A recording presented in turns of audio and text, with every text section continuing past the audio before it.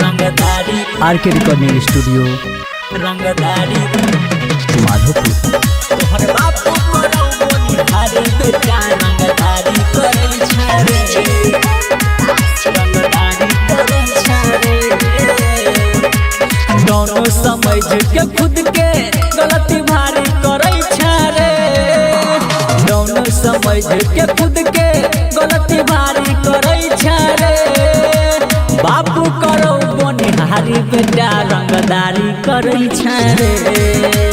बापू करौ बोनी हारी बेटा रंगदारी करै छारे दोनों समझ के खुद के गलती भारी करै छारे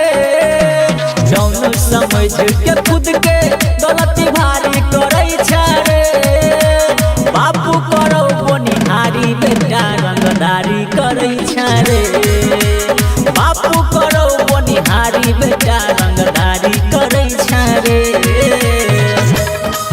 रंगदारी करै छारे बापू करौ बोनी हारी बेटा रंगदारी करै छारे नहीं छ हमरा लायक अभी तू बन नहीं खला नायक रे गोली देव मारी नहीं बोलतो नेता या विधायक रे बेटा नहीं छ हमरा लायक अभी तू बन नहीं खला नायक रे गोली देव मारी नहीं बोलतो नेता या विधायक रे केकरा तू दम पर बेटा गोली बारी करै छारे केकरा तू दम पर बेटा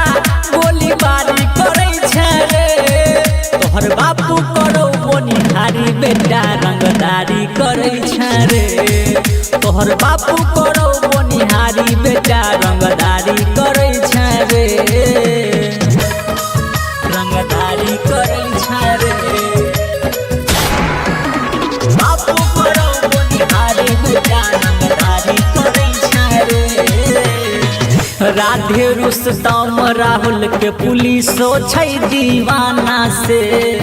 राता राति बेल हमरा मिल जाय छै थाना से रे बेटा सुन राधे रुस्तम राहुल के पुलिसो छै दीवाना से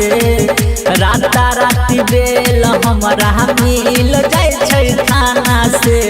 राइटर रजत बाबू से गजदारी करै छारे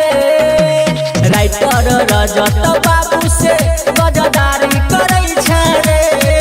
तोहर बापू करौ बोनी हारी बेटा रंगदारी करै छारे तोहर बापू करौ बोनी हारी बेटा रंगदारी करै